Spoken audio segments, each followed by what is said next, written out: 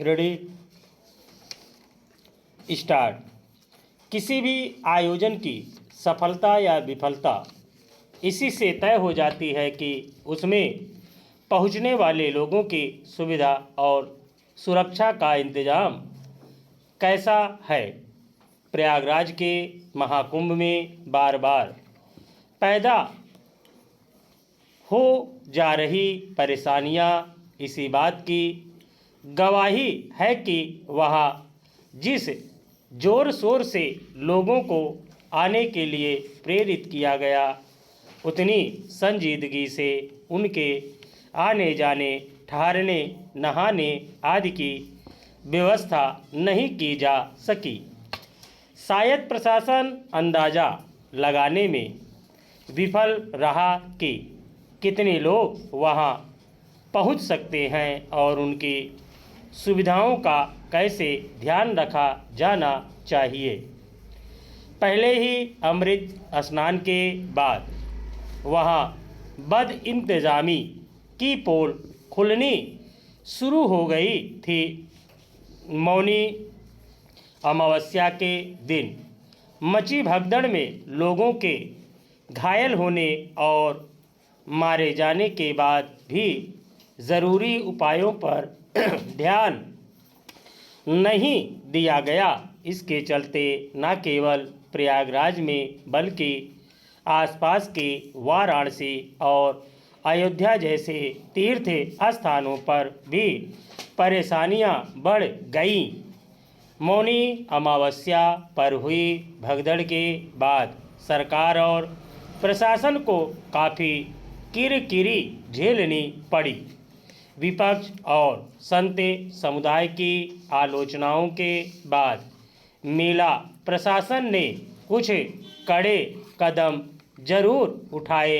मेला क्षेत्र में विशिष्ट लोगों के प्रवेश और गाड़ियों की आवाजाही पर प्रतिबंध लगा दिया, मगर फिर वैसी ही स्थिति दिखाई देने लगी। माघ पूर्णिमा के दिन इतने लोग जुट गए कि प्रयागराज को जोड़ने वाली सड़कों पर घंटों जाम लग गया। महाकुंभ को लेकर कई महीने से प्रचार प्रसार किया जा रहा था। लोगों से अपील की गई कि 144 वर्ष बाद आए इस महाकुंभ में अमृत स्नान के लिए अवश्य आएं। बढ़ चढ़ कर दावे किए गए कि वहाँ अब तक की सबसे अच्छी व्यवस्था की गई है।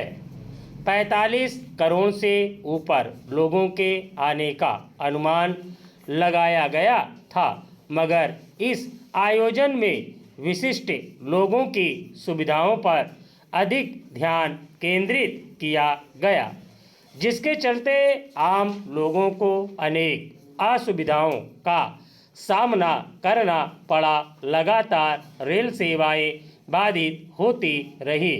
संगम क्षेत्र में भीड़ बढ़ने के कारण कई गाड़ियों को बाहर ही रोकना पड़ा। सड़क मार्ग से आने वाले लोगों को 15-16 घंटे तक जाम में फंसना पड़ा।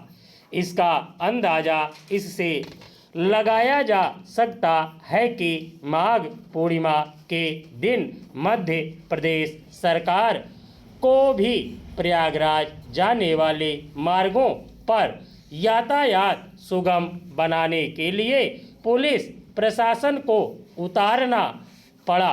जिन लोगों ने प्रयागराज से स्नान करने के बाद काशी और अयोध्या का रुख किया, उन्हें भी मुश्किलों का सामना करना पड़ा। उन शहरों में प्रशासन के हाथ पांव फूल गए। हालांकि उत्तर प्रदेश सरकार ने मेला प्रशासन से जुड़े अधिकारियों को कड़ी फटकार लगाते हुए अतिरिक्त अधिकारियों को वहां उतार दिया और जल्दी ही समस्या पर काबू पाने में कामयाबी मिल गई। पर जिन श्रद्धालुओं को लंबी दूरी तय तक पैदल चलना और परेशानियों का सामना करना पड़ा।